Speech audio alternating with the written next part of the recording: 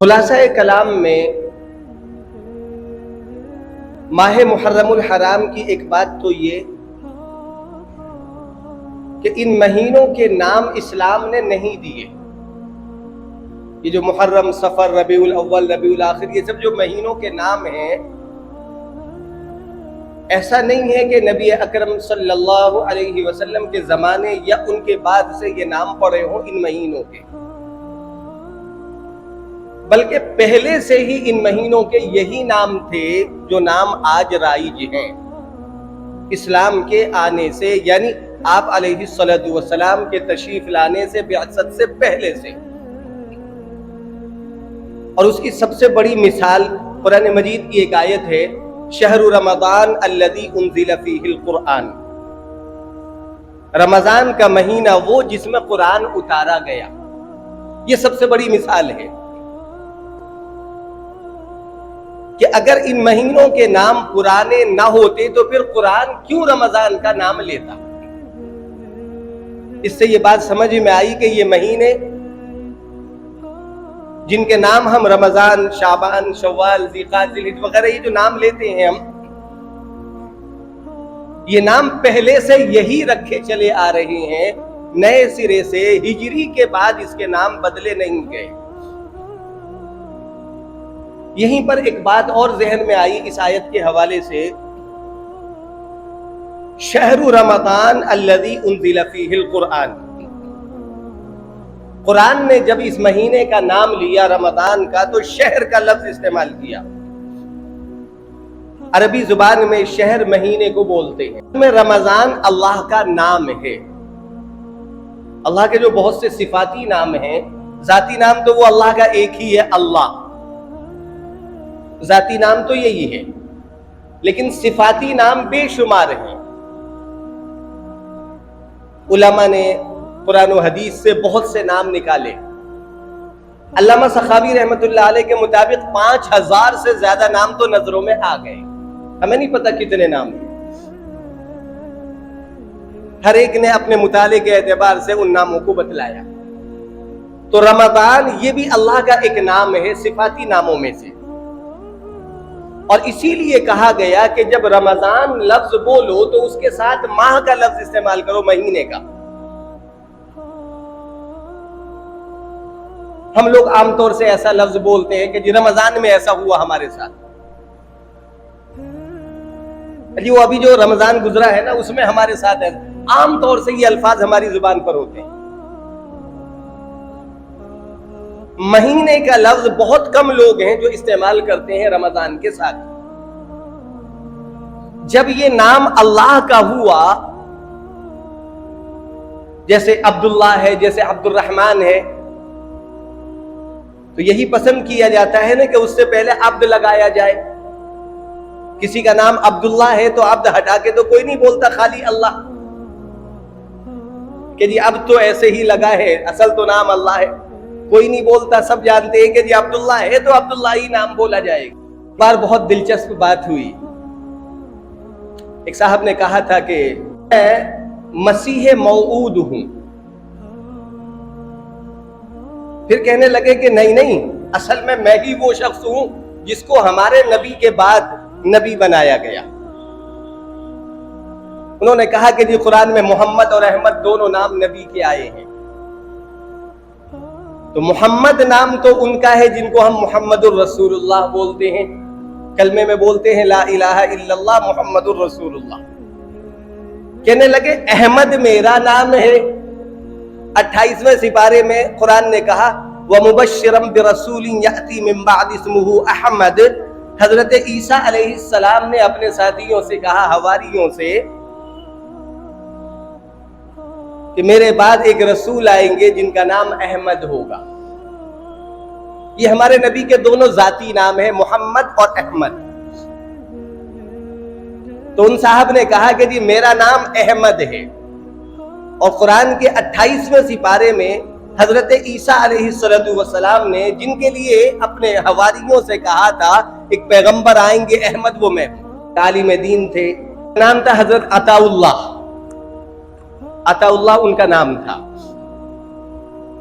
उन्होंने कहा कि मैं मजमे के सामने उनसे बात करना चाहता हूं।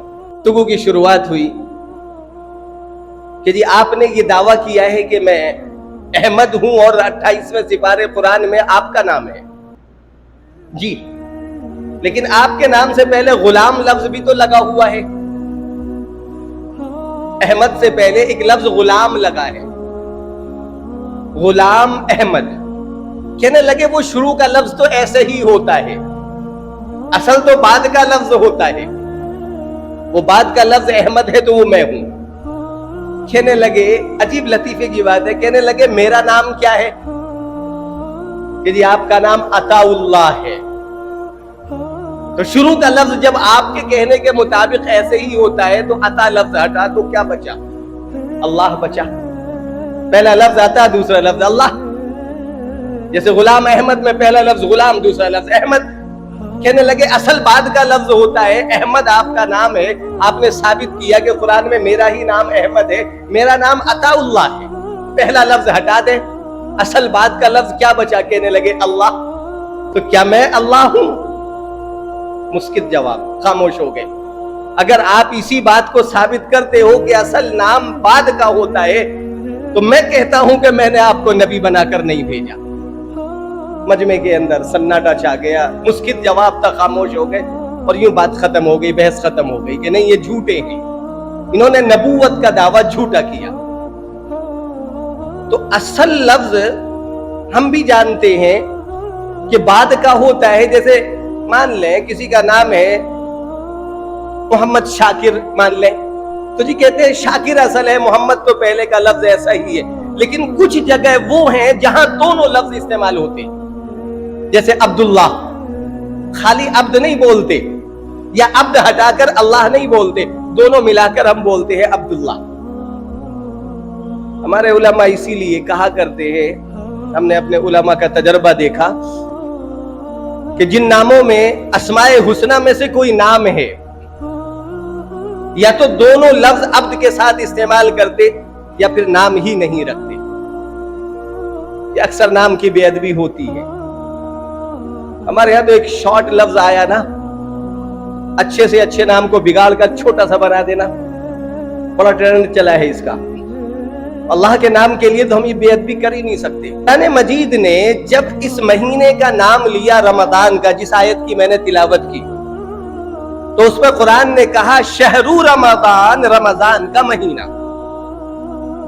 वरना अगर इतना भी कुरान कह देता रमजान अल्लज़ी उन्ज़िला फ़ीहिल कुरान, रमजान वो महीना जिसमें कुरान उतारा गया, काफी था। लेकिन बाकायदा महीने का लफ्ज इस्तेमाल किया गया, शहरु रमजान। उलमा ने लिखा इसीलिए जब रमजान के महीने के बारे में बात हो तो खाली रमजान न कहा जाए कि अल्लाह का नाम है, उसके साथ महीने का या माह का लफ्ज जरूर लगाया जाए। अरबी में हम बोलेंगे तो शहर का लफ्ज लगाएंगे। तो ये सबसे बड़ी दलील है कि इनके नाम पहले से यही चले आ रहे हैं। 1444 हिजरी, हम ये नहीं कह सकते कि यहीं से इन महीनों के ये नाम पड़े, पहले से ये नाम चले आ रहे हैं। बस इतना हुआ, वो जो एक मीटिंग हुई थी सैयदना उमर फारूक रज़ी अल्लाह अन्हु के जमाने में, जिसकी हम पूरी तफसील एक हद तक बतला चुके हैं गुज़श्ता जुमों में, उस वक्त से इन महीनों के साथ जब सन का लफ्ज इस्तेमाल हुआ तो हिजरी का लफ्ज इस्तेमाल होने लगा। बस क्योंकि हर साल यही महीने आते, अब पता कैसे चलेगा किस साल में? तो उसके लिए हमारे यहां इतना हुआ कि हिजरी का लफ्ज इस्तेमाल हो गया। हिजरत से इतने साल के बाद आज जब हम काउंटिंग करते हैं तो वो असल हिजरत से मुराद है। वो हिजरत को इतना जमाना गुजर गया, सन 1444 हिजरी का मतलब हिजरत के वाकये को इतना जमाना गुजर गया, लेकिन महीनों के नाम वही हैं। माह मुहर्रमुल हराम, शहरुल्लाह, हम इस पर गुफ्तगू कर चुके हैं। خلاصہ کلام نے ایک تو ہمیں یہ بات سمجھنی تھی کہ یہ مہینوں کے نام اسلام نے نہیں دیے بلکہ پرانے چلے آ رہے ہیں. دوسری بات، گزشتہ جمعہ ایک جزئی بات ہم نے کی تھی، ظاہری طور پر ہمیں نظر آ رہا ہے کہ یہ چیز ممکن نہیں ہے، لیکن اللہ کی ذات پر اس کا یقین ہونا چاہیے کہ رب جو فیصلہ کرے گا تو یقیناً وہ ممکن ہوگا. جیسا کہ ہم نے مثال دی گزشتہ جمعے میں سیدنا عمر فاروق رضی اللہ عنہ کی دعا والی،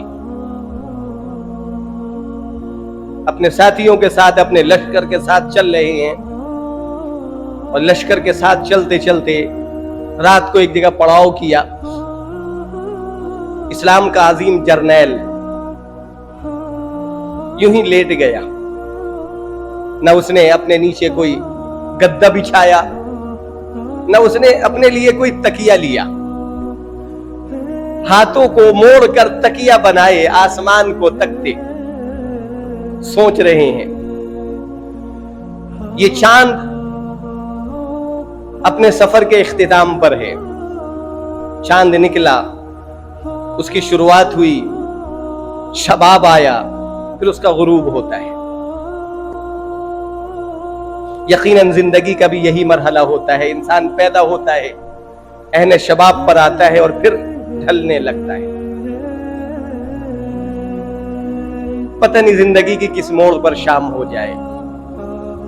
سوچتے سوچتے اچانک ان کے منہ سے یہ الفاظ نکلے، اللہم انی اسألک شہادتا فی سبیلک ووفاتا فی بلد رسولک صلی اللہ علیہ وسلم. اے اللہ، تیرے رستے میں شہادت کی موت اور تیرے نبی کے شہر میں موت چاہتا ہوں. دونوں چیزیں ظاہری طور پر ممکن نہیں تھی، کیونکہ مدینہ طیبہ کی کون بے حرمتی کرتا، لیکن اللہ نے آپ کی دعا قبول کر دی. قلول فیروز المجوسی شخص نے جو آتش کدے سے منسلک تھا، اس شخص نے وہ کارنامہ انجام دیا کہ جس سے حضرت عمر فاروق رضی اللہ عنہ کی شہادت ہوئی. ہمیں دنیا میں کوئی کام کتنا ہی ناممکن کیوں نہ نظر آ رہا ہو، اللہ کی ذات پر اتنا یقین ہونا چاہیے، رب نے چاہا تو یہ کام ہوگا. ہم خود اپنی دعا میں اگر یقین نہ رکھیں تو پھر شکوہ بیکار ہے کہ جی ہماری دعا قبول نہیں ہوتی. بہت مشہور حدیث ہے، انا عند ظن عبدی بی او کما قال. رب نے فرمایا میں اپنے بندے کے گمان کے مطابق فیصلہ کرتا ہوں. ہم خود ہی دیکھ رہے ہیں کہ پتہ نہیں ہماری دعا قبول ہوگی بھی ہے، کیسے ہوگا یہ؟ رب کے لیے کوئی کام مشکل تھوڑی ہے، لیکن جب ہم نے سوچا کہ پتہ نہیں یہ کام ہوگا یا نہیں ہوگا تو واقعی نہیں ہوگا. یقین کامل ہو. عبداللہ ابن دینار سفر کر رہے ہیں اور ایک جگہ دیکھا جنگل کے اندر پیاس لگ رہی تھی تیز.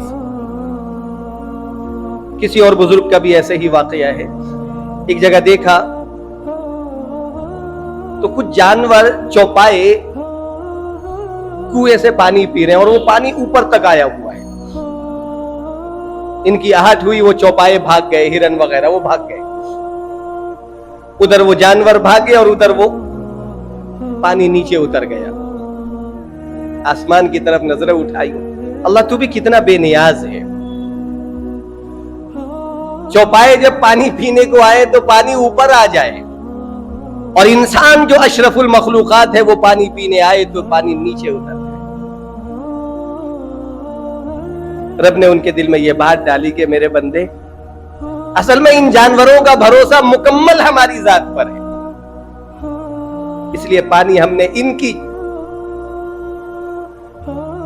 ذات کے اعتبار سے جو ان کا بھروسہ تھا اس بھروسے کی بنیاد پر ہم نے پانی اوپر کر دیا. لیکن بندوں کی جو بات ہے وہ یہ کہ ان کا بھروسہ مکمل ہماری ذات پر نہیں ہوتا، بلکہ ڈول اور رسی کا سہارا بھی بیچ میں لیا جاتا ہے. یقین کامل ہو، یقین محکم ہو، پھر دعا مانگی جائے. گر جا سجدے میں اور مانگ دعائیں تو، گر جا سجدے میں اور مانگ دعائیں تو، تیرے رب نے کب تیری کوئی بات ٹالی ہے، تیرے رب نے کب تیری کوئی بات ٹالی ہے۔ وہ یقین تو ہو جب دعا کیا کریں، کامل یقین کے ساتھ، چاہے ہمیں وہ چیز ناممکن نظر آئے، لیکن اللہ کے لیے کچھ بھی ناممکن نہیں ہے۔ ماہ محرم الحرام کی جزئی باتوں میں سے، خلاصے کے اعتبار سے کچھ اور باتیں ہیں، مجھے ایک اور ابھی بات بتلانی ہے، وہ بات رہ جائے گی انشاءاللہ، وہ باتیں بھی پھر جزئی طور سے ہم خلاصہ کلام میں آگے کریں گے۔ شہادت کے تعلق سے، شہادت حقیقی، شہادت معنوی، جس کو ہم شہادت حکمی بھی بولتے ہیں، شہادت کی قسمیں، کن لوگوں کو شہید کہا جائے گا، کون لوگ دنیا کے اعتبار سے شہید ہیں، کون لوگ آخرت کے اعتبار سے شہید ہیں، ہم کن کن لوگوں کو شہید بول دیتے ہیں، آیا وہ آخرت کے اعتبار سے شہید ہیں بھی یا نہیں، شہید حقیقی تو ہے نہیں، کیا شریعت نے ان کو شہید حکمی کہا، ان کو شہید کا لفظ کہنا چاہیے یا نہیں، اس موضوع پر بھی ہم انشاءاللہ موقع رہا تو پھر آئندہ بات کریں گے۔ یہ مہینہ ہمارے سامنے آیا، سفر کا مہینہ۔ اچھا، آج کے وقت میں لفاظی بہت چلتی ہے، سوشل میڈیا پہ ایک سے ایک لفاظی آتی ہے سامنے، وہ الفاظ کا جادو ہوتا ہے، کھیل ہوتا ہے، ہوتا کچھ نہیں۔ ایک عجیب بات یہ پھیلائی گئی کہ جی ماہ سفر، اصل میں اردو میں جب صفر بولتے ہیں تو ایسا ہی لکھا جاتا ہے جیسے سفر لفظ لکھا جاتا ہے۔ سفر اور صفر ایک جیسا لفظ ہے، دونوں صاد فا اور را ایک ہی لفظ ہے۔ کہنے لگے جی زبر زیر کا فرق ہے، سفر مہینہ وہ ہے جو صفر مہینہ ہے۔ ہمارے گاؤں دیہات میں عورتیں عام طور سے دیکھا کہ خالی کا مہینہ بولتی تھی اس کو، کہ جی کچھ نہیں ہوا، یہ خالی کا مہینہ ہے۔ لیکن دوستوں نے ایک بات اور پھیلائی کہ جی سفر کا مطلب صفر، یعنی اس مہینے کے اندر کوئی خیر ہے ہی نہیں، یہ مہینہ تو پریشانیوں کا، یہ مہینہ تو بلاؤں کا۔ ہمیں عقیدے کے اعتبار سے اس بات کو صحیح کرنا ہے۔ جب اسلام نے اس مہینے کا لفظ استعمال کیا تو خالی سفر نہیں کہا، زمانہ جاہلیت میں اس مہینے کو سفر ہی کہا جاتا تھا، پہلے سے یہ مہینہ سفر تھا۔ ان لوگوں کا عقیدہ تھا اس زمانے میں، ہمیں جب تیز بھوک لگتی ہے تو پیٹ میں کچھ درد کا احساس ہوتا ہے، وہ کہتے کہ پیٹ میں کچھ کیڑے ہیں جو بھوک کی حالت میں کاٹتے ہیں ہاتھوں کو، اس سے پیٹ میں تکلیف ہوتی ہے۔ ان کیڑوں کو انہوں نے نام دیا سفر کا۔ کہنے لگے جیسے وہ کیڑے نقصان پہنچاتے ہیں، ان کا نام سفر ہے، ایسے یہ مہینہ بھی نقصان پہنچاتا ہے۔ اسلام نے اس عقیدے کو غلط قرار دیا۔ اسلام نے کہا کہ یہ مہینہ خالی سفر نہیں ہے، وہ پیٹ کے کیڑوں کے نام پر یہ نام نہیں ہے، بلکہ سفر المظفر ہے۔ یہ مہینہ وہ ہے سفر جو کامیاب مہینہ ہے۔